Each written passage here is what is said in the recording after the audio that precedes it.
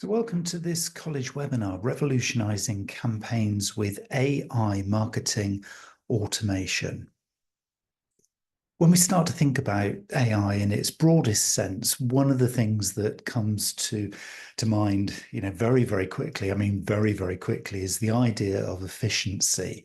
But also the kind of flip side of that, when we're thinking about our marketing campaigns and initiatives that we're putting together and sort of deeper project work that we might do in marketing, one of the question marks, I guess, that comes up is that if we automate, are we kind of leveling things out? Are we almost losing that human touch? Are we doing something that is maybe a little different to everything that we might be looking to do more generally in a human to human nature? Because, of course, with marketing, that is one of the elements that is really quite profound. And it is something that makes us a very powerful force, if you like, within any organization.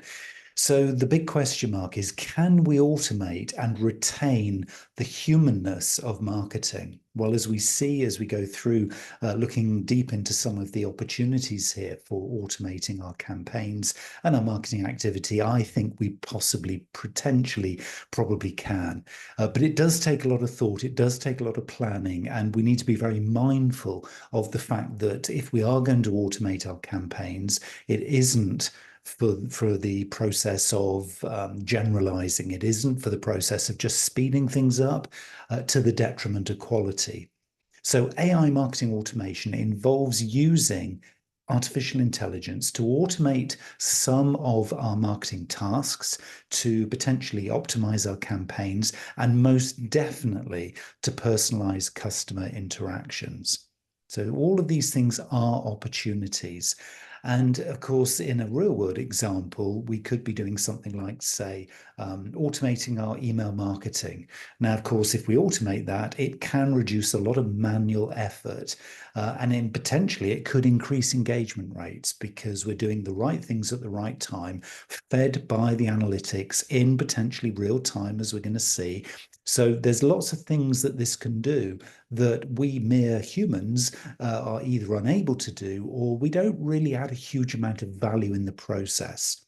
So the importance of campaign and marketing automation is that it can enhance our efficiency. Yeah, we know that, but it can also improve the targeting, the personalization, the responsiveness, and ultimately can increase our return on investment.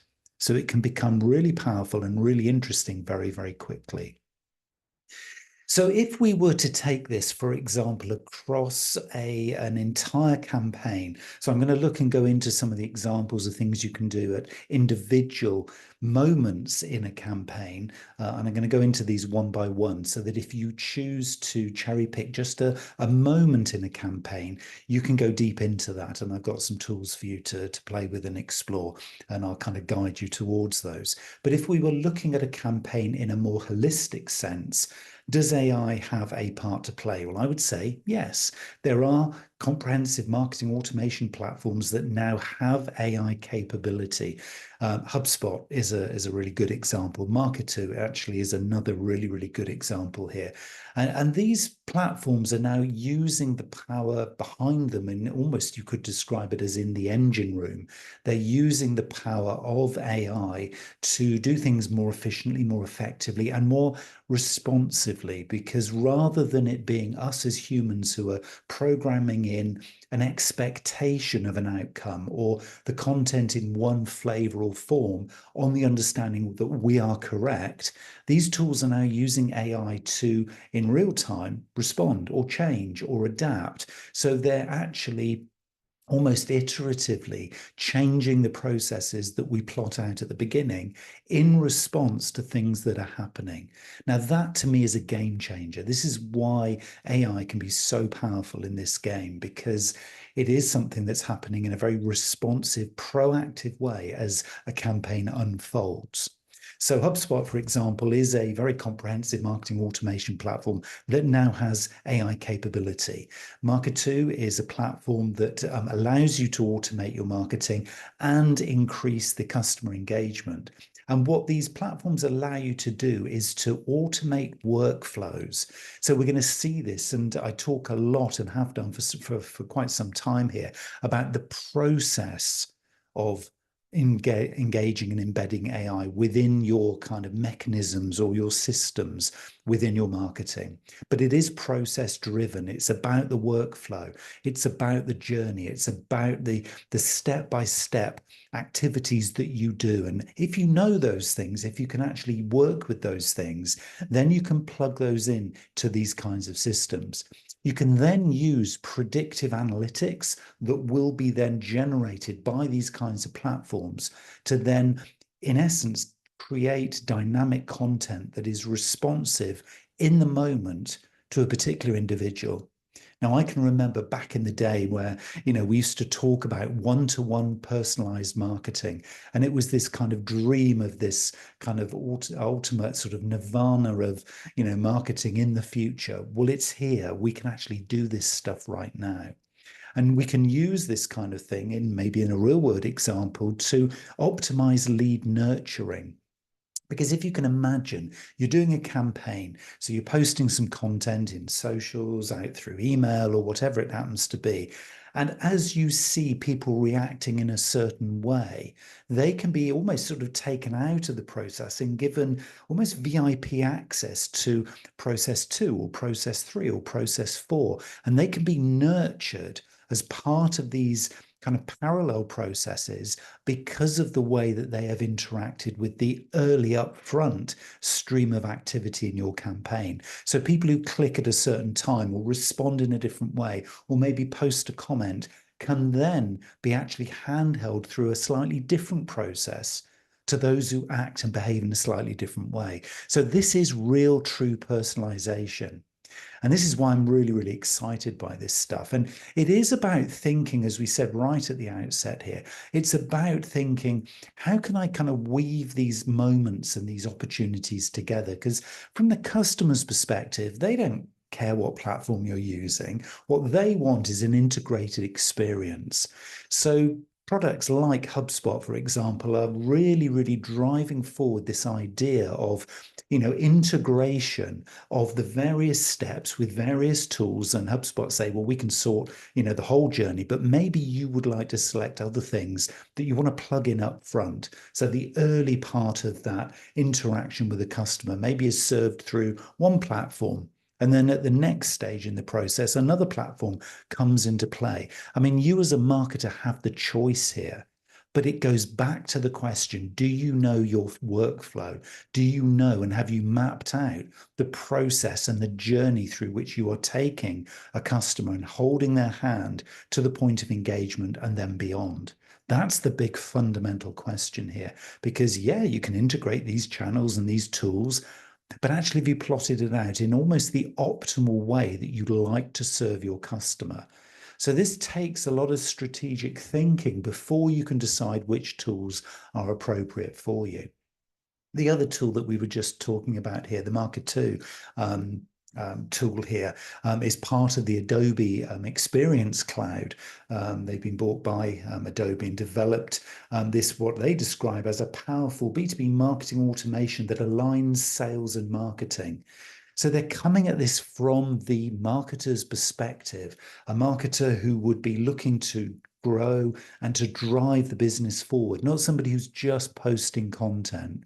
So if you are one of these marketers who just thinks there must be something more, there must be something I can do to take my customer who is clearly interested because they've responded here, they're clearly interested, but I don't want to be sat there at 3 a.m. in the morning, kind of, holding their hand through this process. I need to be able to automate this stuff and actually nurture that relationship when I am not available.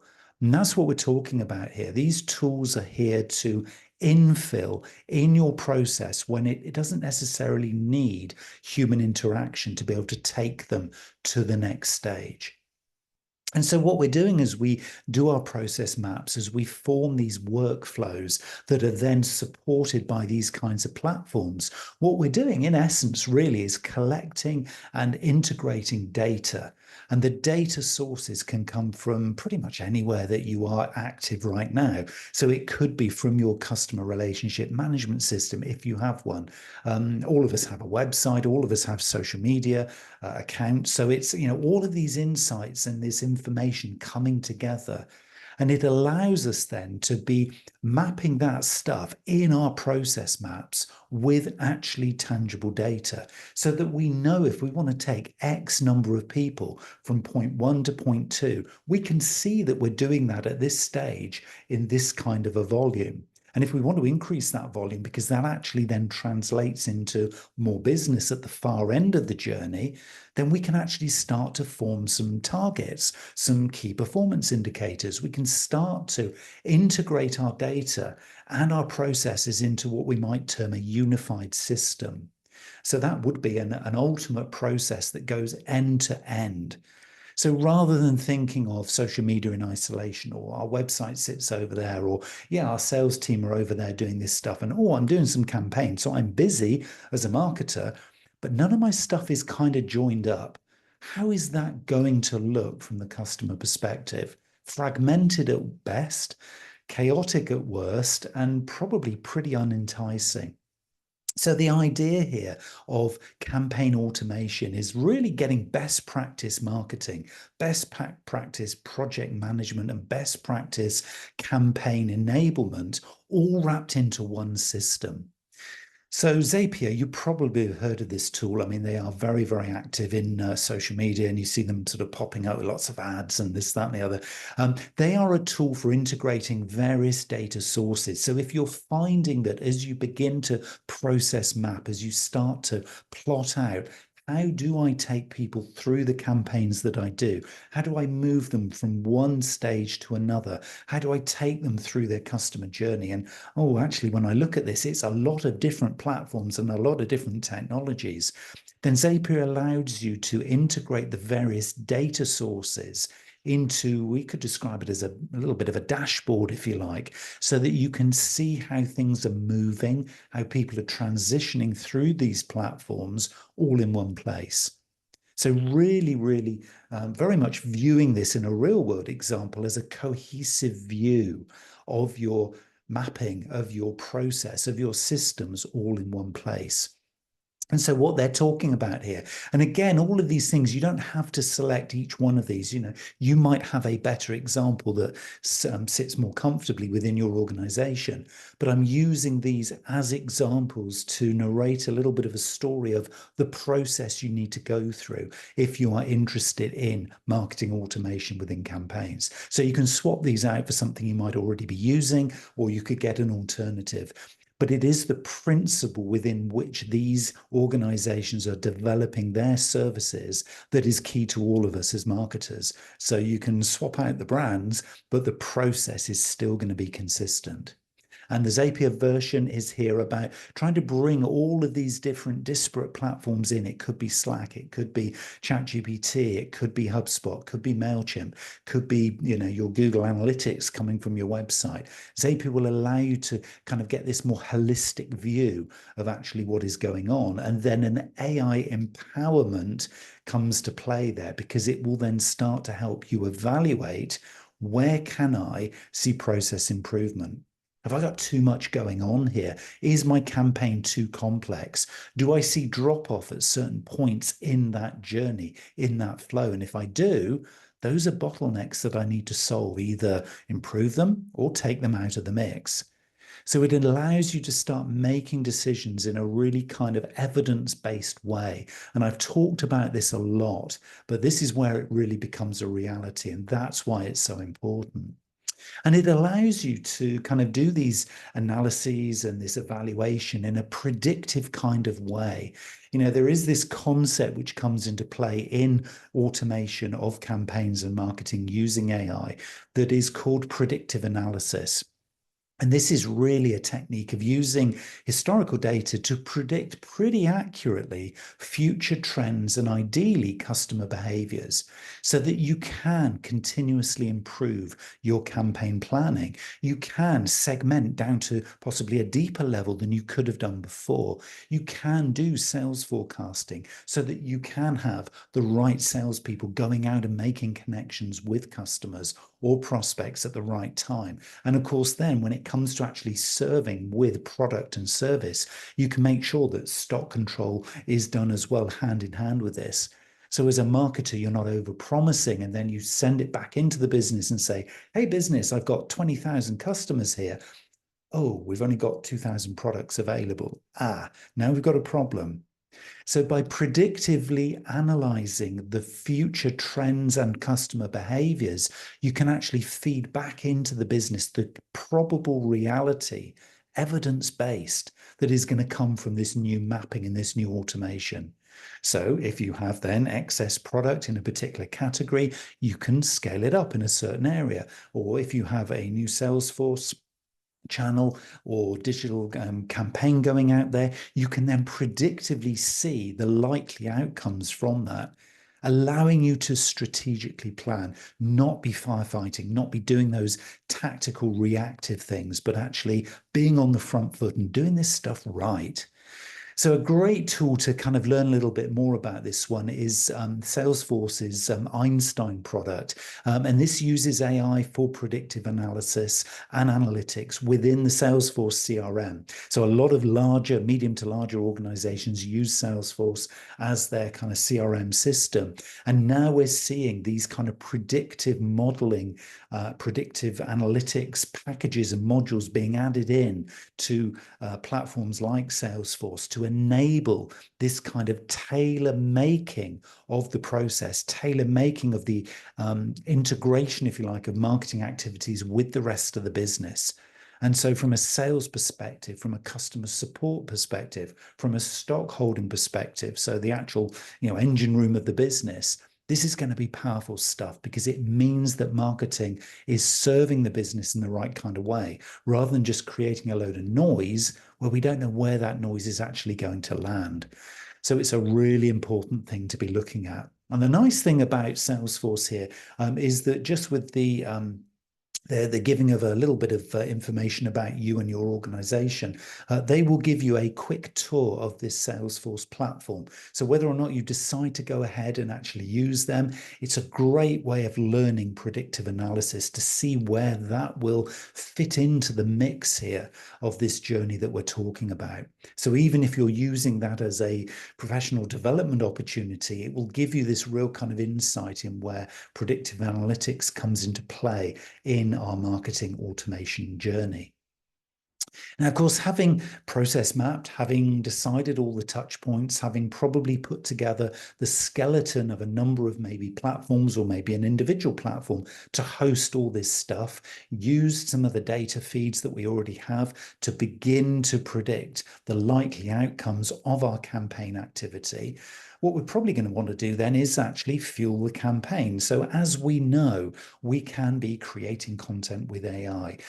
Who amongst us hasn't used ChatGPT, and others obviously are available to create some really interesting first drafts of content that we can then feed into our monster so that we can actually kind of get the campaign up and running.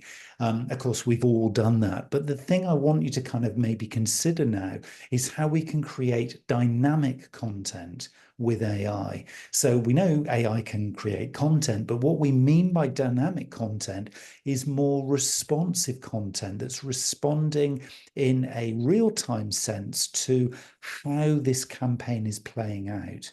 Now, this is something we've never had before. This is part of the whole new emerging space of AI marketing. And the whole idea behind this is to increase relevance and engagement in real time, generating persuasive marketing content as a response to customer behavior, as a response to the journey that the customer decides to take through our campaign, which may involve going to look at various web pages. It may involve consuming certain content that we've presented to them. As that content and as that journey plays out in real time, dynamic content can be created by AI that actually supports that person on their journey. So rather than you creating preconceived scripts that may or may not be, and they might be really appropriate at each point in that journey for everybody who's coming through. But if we actually add those two kind of phrases in, it's pretty unlikely it's going to be for every point in the journey, you're going to get it 100% correct. And also for every person coming through that journey, it's going to be relevant to them and their needs. AI dynamic created content enables you to be personalizing at scale in real time in response to the dynamics of that particular customer or that particular prospect. So we're going to talk about the whole kind of idea of lead nurturing in a moment, but this is what we're kind of introducing here. This whole new mindset of individual, bespoke, customized in real time journeys for our customers and our prospects, rather than a one size fits all, which most of us have grown up with in our marketing and our communications, where actually it's all about us. This is turning that on its head and saying we can actually do AI marketing automation in our campaigns with dynamic content that actually responds in real time, that will actually boost open rates. It will help people flow through into a conversion, which of course has, by its nature, a return on investment. So Pasado is actually an interesting one here that enables you to actually use, generative AI basically in its widest sense in an appropriate way at every single point in the journey. You can kind of plug this as a tool into the mix, and that will enable then you to do messaging in real time to the customer as they actually flow through that journey. Again, there are tutorials available. Again, you can go and look at these kinds of solutions, and others are available. But to really kind of learn and get your head around, okay, what does this actually mean for us as an organization? What does this mean for us? Because this feels like for every service business, for every product business, for every non-profit, for every public sector organization, or every charity, for every personal brand, it really doesn't matter. This is something that's applicable to all of us. This whole idea of dynamic, automated content that happens both while we sleep, but also whilst we're producing more strategic activities as marketers. And the automation clearly is happening as we're doing this throughout the customer journey.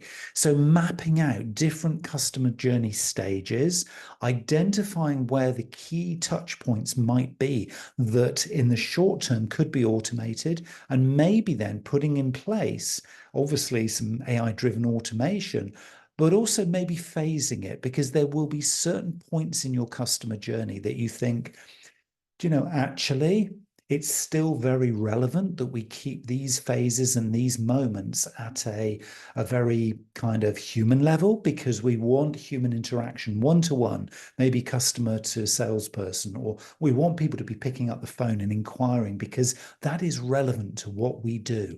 But there will be, I guarantee you, I absolutely guarantee you, there will be parts of your customer journey where an automated version of things that you're doing in a manual sense will be appropriate. The trick is figuring out what those points are.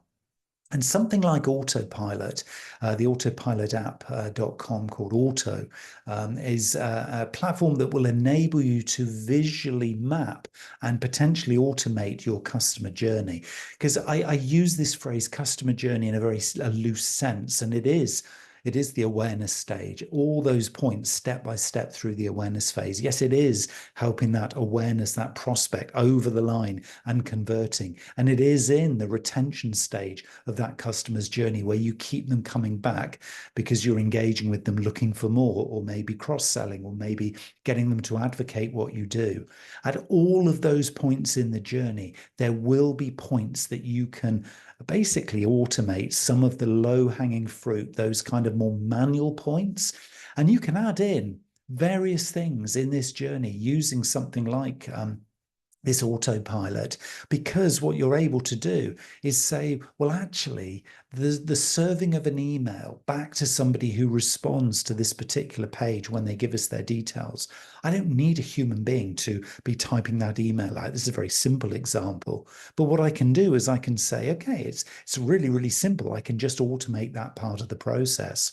And then that next part of the process does get actually handed over and passed over as a referral link to some real human being who can then make contact with that person based on that customer's response to that email or not. So if there's no response, you could maybe automate the next stage and maybe they get a follow-up. That's part of this lead nurturing idea. But if they do respond and they come back to you with some feedback or a survey completion, or maybe just an inquiry, then you could then maybe then go down a different stream in your customer journey. And actually then there is human interaction that you factor in. And maybe that human interaction then is then manually logged into your CRM system to return that customer back into the following steps, which could again be automated. So we might be seeing in the customer journey switching between automation, real world, automation, human interaction, back to automation, back to human interaction. Again, really advocating this idea of process mapping and the idea that if you know what is going on from your customer's perspective at all stages, you have an opportunity here to go very, very deep and find the points in the journey where automation is more efficient. Automation doesn't lose the quality of the engagement you want with the customer. And ultimately, it then starts to talk about personalization, and it really does, because this is where, from the customer's perspective, it is going to feel personalized. You can use AI to analyze the customer's data and their behavior, and then personalize those messages that are coming then back out to them. That just by definition is going to get a higher engagement rate. I mean, you know it's true, I know it's true. And it potentially is going to increase and improve the customer's experience because it's very, very fast. It's way more responsive, probably, than any human interaction could be. And so when things are appropriately done at speed, at pace, and automated, those things are the right things to do. So what I'm not saying is that the whole process is automated. I'm saying at appropriate points, automation is appropriate. Now, you might find it's 10% today. Maybe next week or next month, it's going to be 20%. And ultimately, it could be even 90% or maybe even more. I don't know. We're all going to be different, aren't we? If you think about your own process mapping, you're probably going to have a very different view to that than I would if I was doing it for my business. So it is very much about personalizing for our own organization. Emasis is a really interesting one because this is very, very specific about driving personalized marketing automation. And this organization really, I mean, one of the examples that they use in a real world example is delivering personalized email campaigns based on user preferences. So as people respond in certain ways, there is a way that you can then craft emails that, again, hold that person's hand through this process of engagement. And a lot of the examples that organizations like Emasis, which is an SAP company, so very, very heavily driven in the CRM world. A lot of the examples they use, and again, it's just really helpful for us all to get our heads around it, come from e-commerce, where this kind of automation from an email nurturing perspective has been a thing for a while. The trick now, though, is obviously because it's AI driven, it means that we don't take people down a single linear email path. They can be actually responded to in a very personalized way. So if you respond to the email and I respond to the email, AI knows that we're not the same person. And based on the way that we've interacted with this organization before, we will get probably a very different style, tone, and maybe some of the inclusions, maybe some of the offers in the emails that both you and I get will be very different. So this is true personalization. So I guess the question when we're doing our process mapping, and we should all really be thinking about, is just how deep do I want to go in personalization. Now, maybe that's a phase 2 or a phase 3, and maybe you're thinking, hey, Neil, slow down a bit, because what I would need to do is actually do an initial process map for everybody and actually get my head around actually what it is we do with our campaigns and all of those steps. Because if I can get one version, then at least I've got the kind of the go-to that I can then build from. And that is actually the correct answer. Maybe personalization comes at the next stage, but for some of you, you will have done personalization before. You will have done your process mapping. So thinking about it in this way is probably that next natural step, serving it with AI generated content in a personalized way. And ultimately, all of us in the future will be doing it this way. So it is about getting on board with the thinking and using these kinds of services to really kind of begin to build the narrative within our businesses and within our companies and within our marketing teams and colleagues that this stuff is here now. It's not a future thing. We can do all of this today if we choose to devote the time and energy into kind of creating these maps, and that's the key. Now, of course, we will have also, a lot of this stuff that I've been talking about is very much organic content within organic campaigns, but some of us are using, obviously, ad spend. So we actually are spending budget. And of course, the old-fashioned way digitally was going to be to run some Google ads or maybe do some social media boosted posts and all of those kind of very traditional. They feel a little bit old school now as we're talking about AI, don't they? But all of those more traditional ways of ad spend.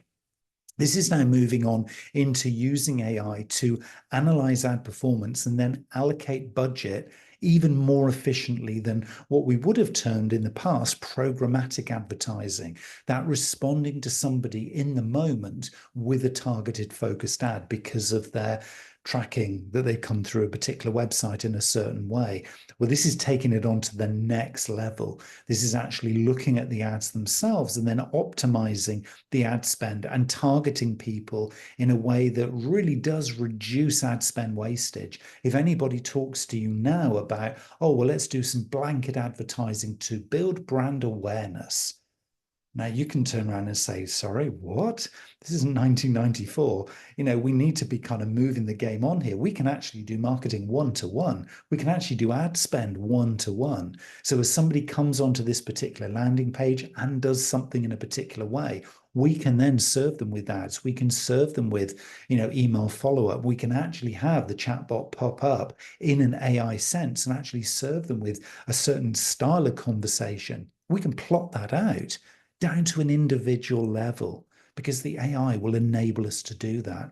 So AdRoll is a really good example of this. And if you go to the AdRoll Knowledge Center, as they call it, they have a number of campaign management, again, fueled by AI, a number of tutorials in there which enable you to kind of really understand what the potential and the possibilities of AI-powered ad campaign building is all about. And it's a very, very good website, actually. There's a lot of practical how-tos and tips in a variety of different AI-powered ad media channels and methodologies. So I would certainly recommend that you go and have a little look into that if you do have budget to spend.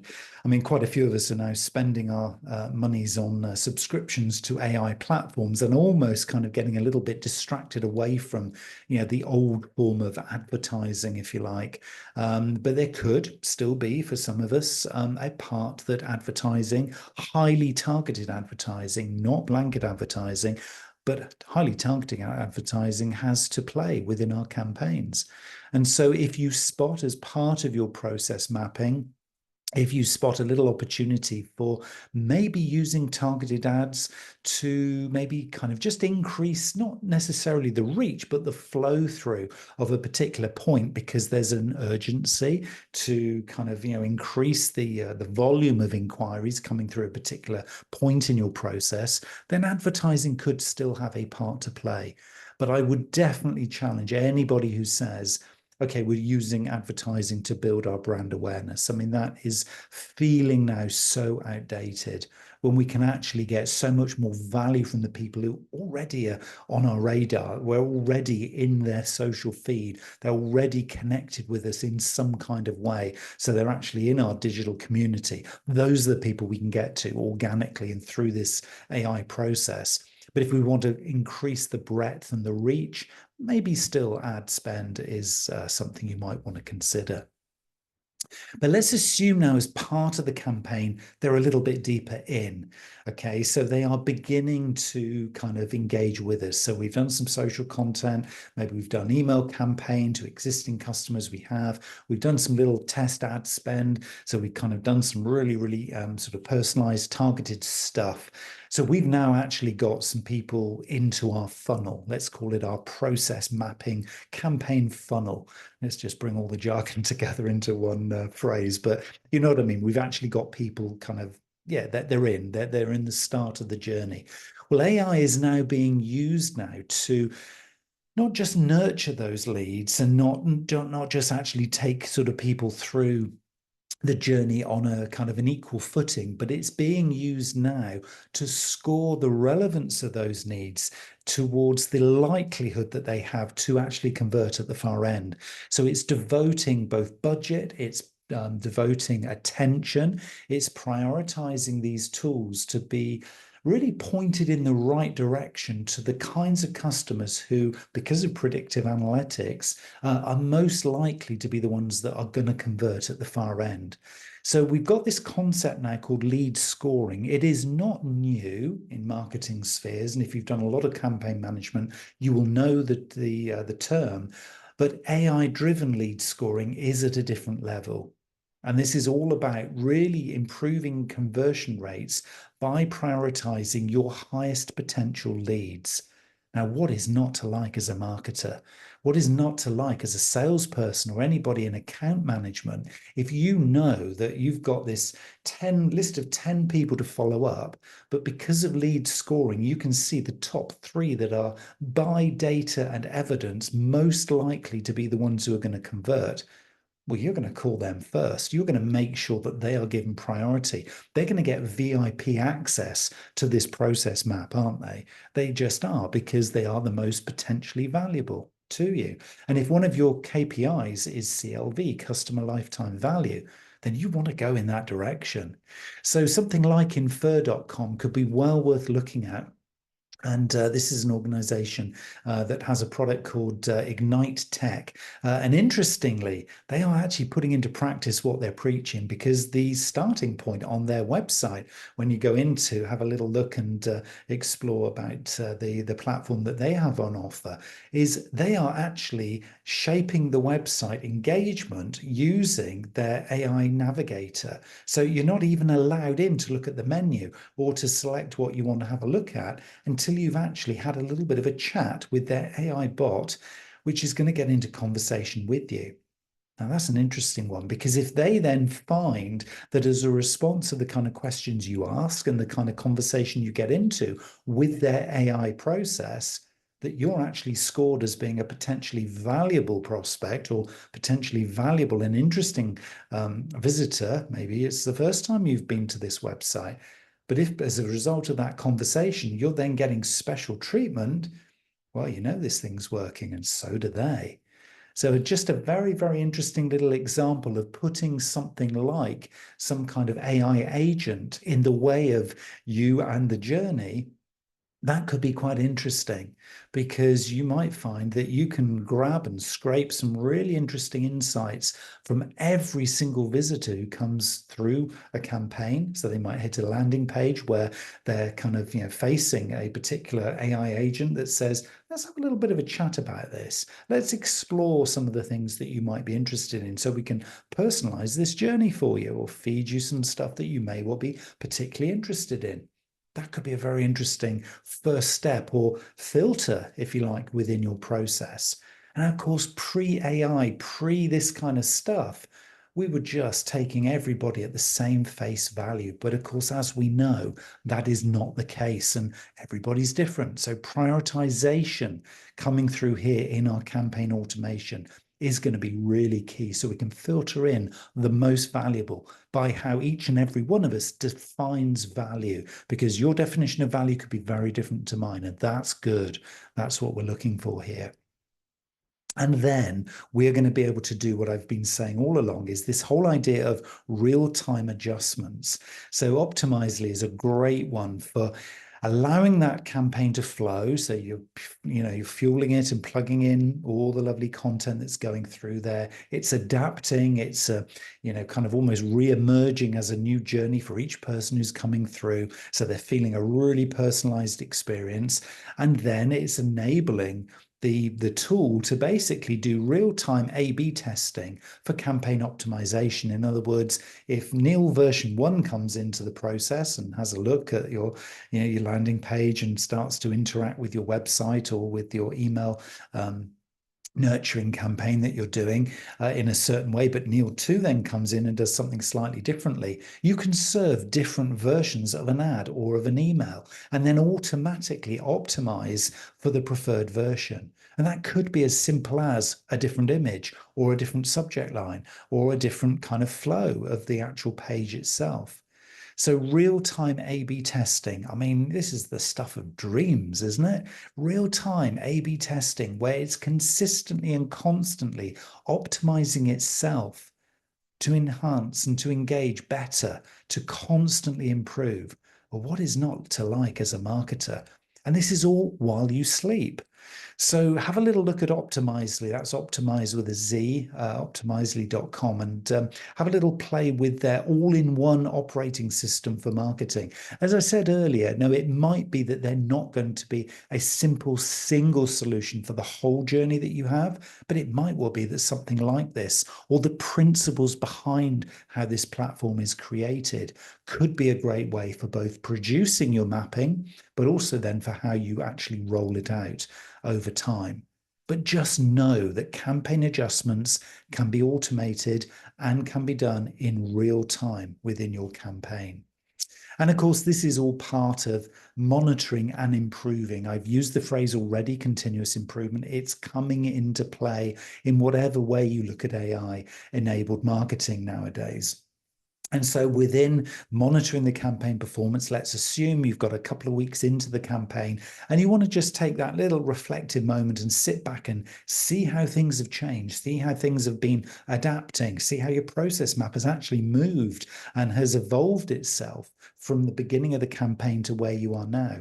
Well, obviously, you're going to be using, if you have your website involved in the mix, and generally most of us do, you're very likely to be using Google Analytics. Well, the Google Analytics 360 is their most advanced analytics platform that is now, of course, using AI capability within the Google machine here to give you some far, far deeper insights into campaign performance so that you can make data-driven decisions.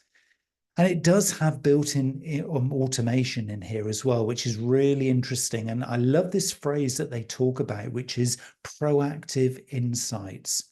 Analytics that will automatically detect and surface actionable insights from your data, like important changes, new trends, and other growth opportunities that you should be aware of. So this is kind of like having Google Analytics from being that once a month reporting tool that gives you that dashboard that you report back into the business, into being a tool that kind of sits there by your side, much as you're possibly using ChatGPT, for example, to be your kind of sounding board for content ideas and market research, etc. Having something like Google 360 here to actually be sat by your side as your kind of little buddy for what has actually changed since we started the campaign? Because I need to know what's actually going on. What is now trending that I might have missed? Has my constantly adapting, constantly evolving workflow, has it now, on an automatic basis, has it identified and responded to this new trend which happened this week, but we didn't even know it was a trend last week? Google 360 will allow you to get into that kind of level of interaction with the performance data that you see.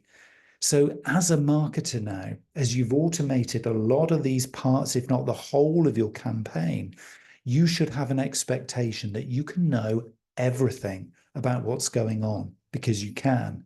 Now, you might not know everything, but your expectation is that nothing is going to be untouched. Nothing is going to be not uncovered. So you have an opportunity to do this real term of continuous improvement.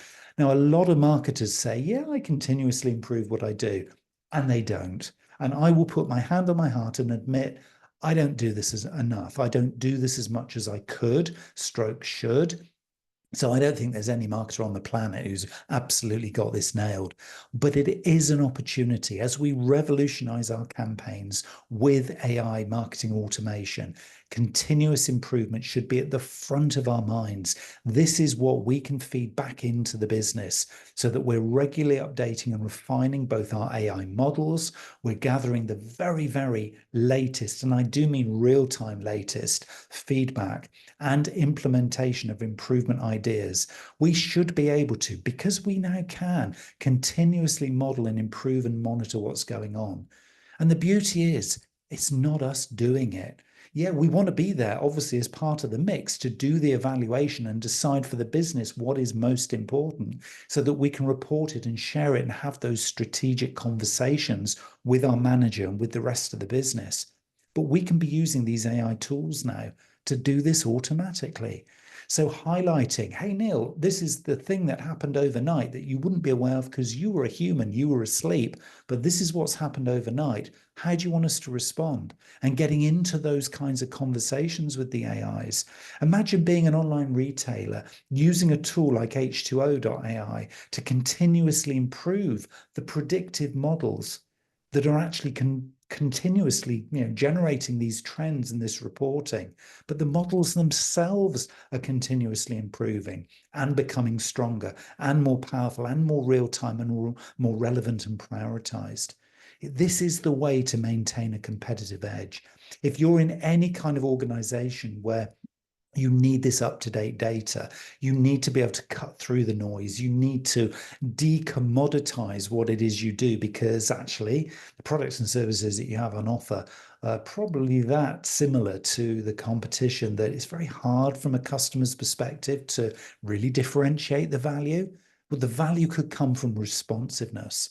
We're redefining here the power of a campaign. A campaign could be, this is just the most efficient, effective way to get these messages to the customer. And that's the competitive edge. It's no longer about the product or service that's easy to replicate.